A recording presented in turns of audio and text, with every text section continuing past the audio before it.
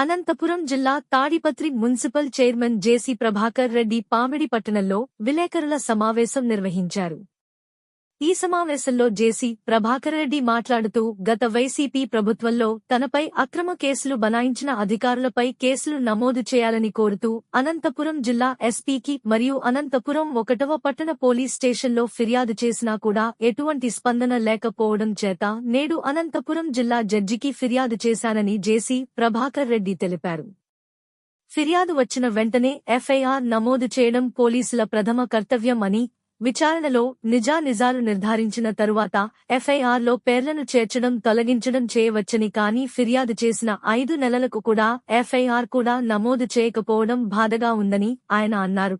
ఈ విషయంపై తనకు న్యాయం జరిగే వరకు హైకోర్టు లేదా సుప్రీం కోర్టును కూడా ఆశ్రయిస్తాను అని ఆయన తెలిపారు. ఆయన ఏమన్నాడంటే, మీరు పోలీసుల మీద ఒక దావా వేయండి, అది జరిగేటట్టుగా చూస్తామని చెప్పి. అది ఇంకేం లేదు, వేరే కోర్టులో వేరే ఏం పని లేదు, ఏం లేదు. పోలీసు వాళ్ళు కొద్దిగా నెగ్లెక్ట్గా ఉన్నారు. అది వాళ్ళ డ్యూటీ. ఇచ్చిన తర్వాత ఎఫ్ఐఆర్ కట్టాలి. అవతల కావాలంటే వాళ్ళు పోయి చేసేది గీసేది అన్నీ వేరే ఉంటాయి. ఛార్జ్ షీట్ అయినప్పుడు తీసేయచ్చు.